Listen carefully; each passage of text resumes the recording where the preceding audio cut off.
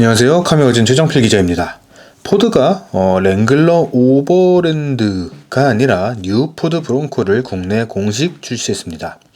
사실 포드 브롱코의 국내 출시는 꽤 전부터 예정이 됐죠.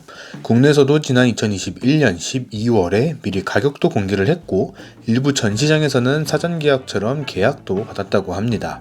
사실 국내에서 만나지 못해서 그렇지 브롱코의 역사는 꽤 깊습니다. 1966년부터 시작이 됐고 우리나라에 출시된 이번 모델은 무려 6세대죠.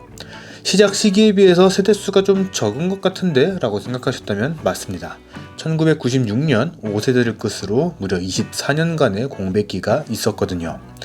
그럼에도 이 브롱코는 꽤 유명했습니다. 굉장히 단순하면서도 군더더기 없는 디자인 때문이죠. 오래된 모델을 봐도 촌스럽다는 느낌보다는 아주 정제된 느낌을 자랑하는 것이 이 포드 브롱코입니다. 신형 브롱코 역시 이런 모습을 최대한 유지했습니다. 특히 1세대의 이미지를 많이 따왔는데 동그란 헤드램프와 그 사이를 잇는 좌우 정렬 정확한 레터링, 그 사이를 메꾸는 라이트 등을 적용을 했어요. 기존의 포드가 신차를 개발하던 방식을 완전히 벗어나려고 했다고 합니다. 그러면서도 강력한 오프로드 성능을 갖추기 위해서 노력을 했다고 하죠. 차의 상향 탓인지 전체적인 실루엣은 아무리 봐도 지프 랭글러와 유사합니다. 아무래도 우리나라에선 랭글러가 더 익숙하기 때문 아닐까 싶기도 하고요. 또 몇몇 오프로더들이 꽤 비슷한 실루엣을 갖고 있는 것과도 같은 맥락입니다. 무게는 브롱코가 조금 더 무겁지만 전체적인 크기는 또 비슷합니다. 랭글러보다 조금 짧고 조금 더 넓죠. 두 차가 직접적인 경쟁 모델이라는 점을 다시 한번 알 수 있는 포인트입니다. 엔진룸이 조금 복잡하게 생겼습니다. 2.7L V6 에코부스트 트윈 터보 차저라고 하는 엔진이 장착됐는데 이름도 복잡해요. 험한 길을 가는 차에 엔진 커버는 4치라고 생각을 했는지 아예 적용을 하지 않았고요. 트윈 터보 차저가 적용되면서 흡기 라인도 상당히 복잡하게 배치된 모습을 확인할 수 있습니다. 변속기는 10단 자동 변속기가 장착됐고요. 이 두 가지가 조합이 되면서 최고 출력 314마력, 최대 토크 55kg 포스미터를 발휘를 하죠.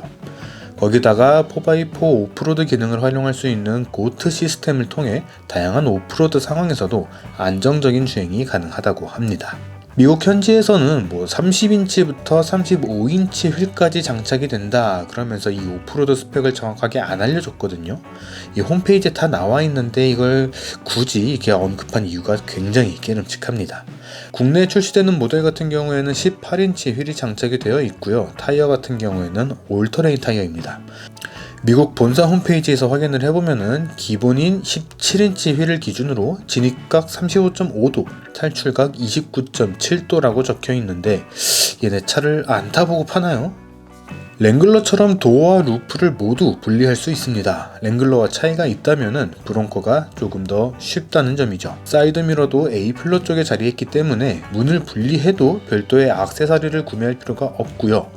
전용 백이 있기 때문에 보관도 굉장히 쉬운 편입니다.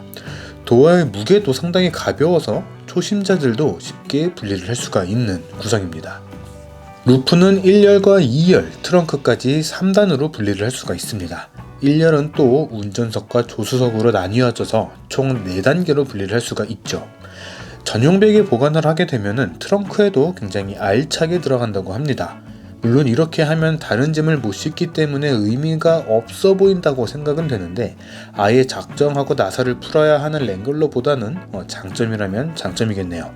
이렇게 루프를 분리했을 때 보통은 중앙에 강성 확보를 위한 이 스테빌 바가 자리를 하고 있는데 이 브롱코는 이 바가 없다는 점도 굉장히 특이합니다. 2열은 매우 정직하게 시트만 2개를 장착했습니다. 가운데 USB 충전 포트와 C가잭이 자리한 게 전부고요. 반면에 1열은 꽤 다채롭습니다. 심플하면서도 굉장히 단단해 보이죠. 속도를 직관적으로 알 수 있는 아날로그 속도계와 디지털 계기판이 함께 적용이 됐습니다. 오프로드의 투박함과 최신 차종의 첨단을 함께 만날 수 있는 재밌는 조합이에요. 인포테인먼트 시스템도 12인치 디스플레이와 함께 싱크4 시스템을 탑재를 해서 굉장히 빠른 속도와 다양한 기능을 보여주는 것도 특징입니다. 도어를 모두 분리할 수 있는 차답게 창문을 여는 버튼이 가운데 몰려 있는데 이 위치가 기어 레버 아래쪽입니다. 그래서 이 위치는 조금 불편한 감이 있어요. 오프로드로서 어쩔 수 없는 선택이었겠지만 조금 아쉽게 다가오기도 합니다. 오프로드를 강조하는 모델답게 일부 버튼들은 고무로 덮여 있습니다. 물이나 흙이 잔뜩 튀어도 문제가 없도록 하기 위한 구성이라고 하고요. 더욱 재밌는 점은 앞 유리 쪽에 USB 포트와 4분의 1인치 나사 자리가 있다는 겁니다. 이 나사 자리가 있다는 거는 고프로 달고 야생으로 나가라는 소린데 그야말로 버라이어티 정신 아닐까 싶네요. 실내에는 유독 강화 고무로 되어 있는 부품들이 많은데 이 부분들은 모두 교체가 가능하다고 합니다. 1:1 맞춤형은 아니지만 탑승자에 맞춰서 사이즈를 바꿀 수 있다고 해요.